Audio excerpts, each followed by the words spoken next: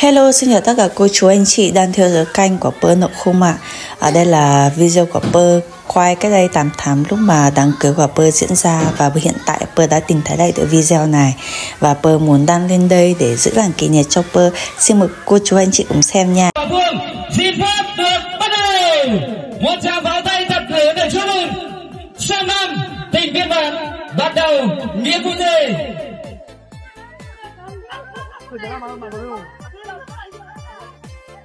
Vâng, xin cảm ơn những tràng pháo hoa của ekip sự kiện cũng như cảm ơn những tràng pháo tay của toàn thể quý vị.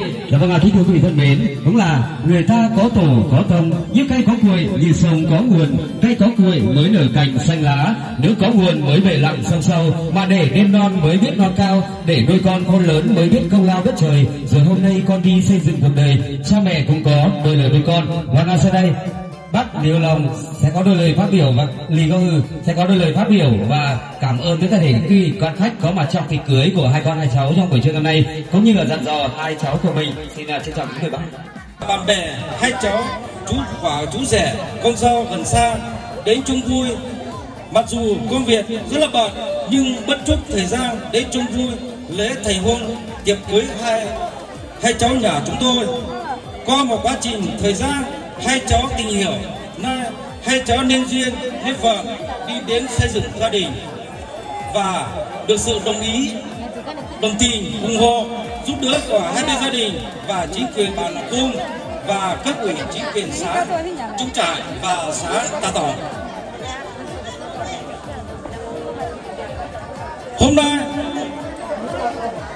nhưng ngày nào thấy tốt, hai hộ nhà trai chính thức tổ chức lễ thành hôn cho hai cháu.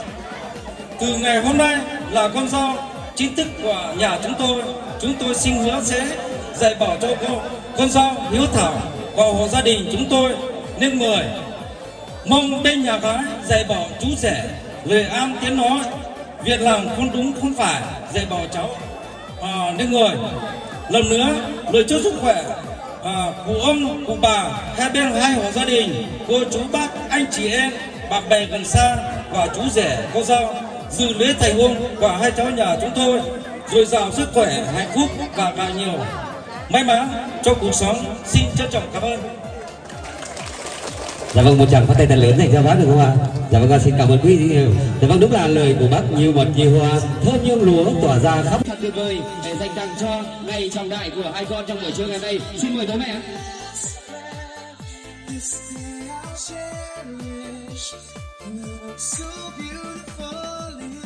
Đó quý vị ơi, một hình ảnh rất tuyệt vời quý vị. Đó vâng ạ, chúng ta dành một tràng pháo tay thật lớn để dành tặng cho tình cảm mẹ chồng nàng dâu được không ạ? Đó, xin cảm ơn quý vị rất nhiều. Không khí thêm sôi động đúng không ạ? Vâng, xin cảm ơn quý vị rất nhiều. Quà của em Lì Xé Lòng, xin mời món quà của em Lì Xé Lòng chuẩn bị ạ.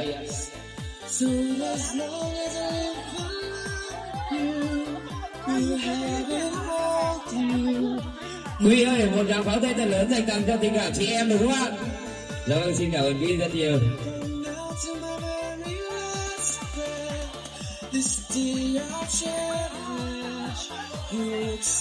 Mời món quà tiếp theo là món quà của anh trai cô dâu, đó là anh Lì Ha Hừ. Xin mời món quà của gia đình anh Lì Ha Hừ. Đó quý ơi, vâng, ban tổ chức đã được nhìn thấy bó hoa tươi thắm di chuyển lên khán đài chưa? Một tràng pháo tay thật lớn dành cho anh Ha Hừ được không ạ? Dạ vâng, xin cảm ơn anh Ha Hừ rất nhiều. Đó, và xin mời món quà tiếp theo là món quà của chị gái là Lý Kim Thu. Xin mời chị Lý Kim Thu ạ.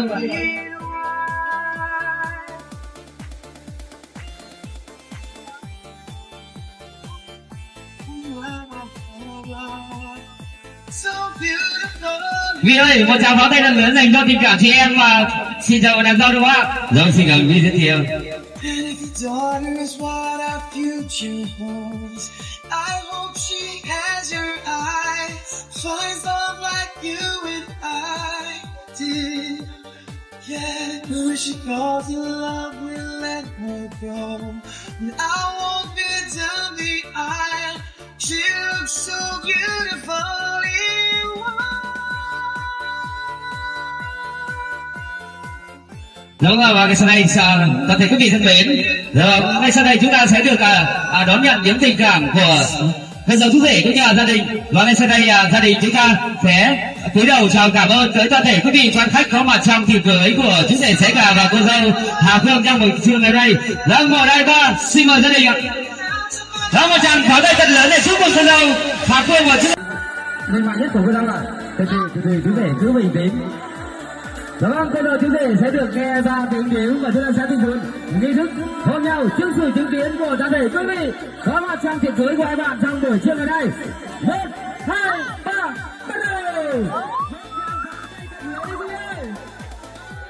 Vâng, xin cảm ơn cô dâu chú rể và xin cảm ơn toàn thể quý vị. Chào cho lá anh hùng em xanh, xin mời quý vị nhất mình đã đi đám cưới không say không về phải không quý vị? Đó, một lần nữa xin được cảm ơn những tình cảm từ mẫu của toàn thể quý vị.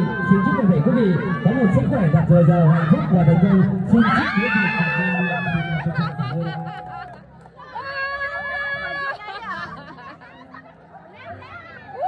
mạnh thế.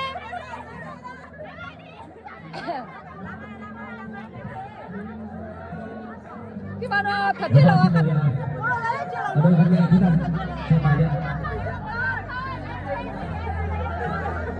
Pom kan se man muôn sumber.